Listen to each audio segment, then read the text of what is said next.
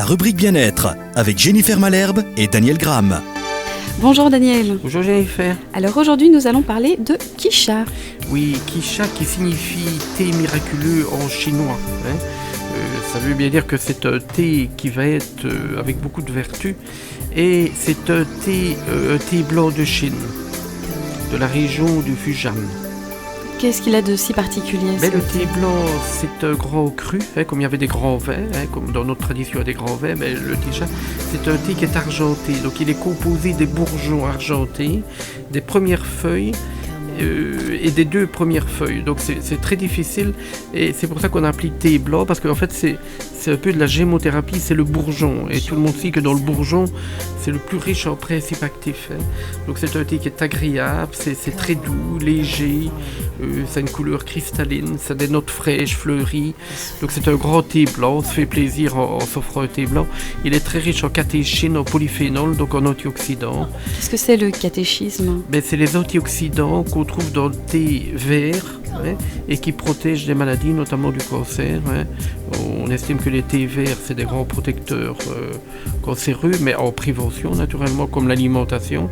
Et le thé blanc a beaucoup plus de vertus puisqu'il est fait avec le bourgeon. C'est un véritable travail d'orfèvre.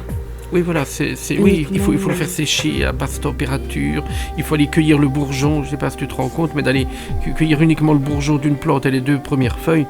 Je crois que même ici, on n'aurait pas la main-d'œuvre qui permettrait de faire ça, parce que ce serait hors de prix. Mais en Chine, on peut encore se permettre d'avoir une main-d'œuvre qui fait ça. Et alors, on appelle, si tu veux, dans le thé vert, il y a l'épigalocatéchine galate, qu'on appelle ça. C'est le principe actif du thé, mais là, il y en a beaucoup plus dans le thé blanc, qui a aussi des propriétés antivirales, antibactériennes. Donc c'est même un préventif qui renforce le système immunitaire que de boire du thé blanc. D'accord, c'est pour tout le monde, il n'y a pas... On fait une petite infusette, on fait infuser quelques minutes, en moyenne 10 minutes. Donc c'est un thé très agréable au goût, on peut boire une tasse tous les jours en prévention pour avoir un bon système immunitaire et pour neutraliser les bactéries et pour aussi se faire plaisir en particulier. Moi quand je fais un thé blanc, c'est avant tout pour me faire plaisir. C'est comme si je buvais un grand vin. D'accord, ok. Merci Daniel.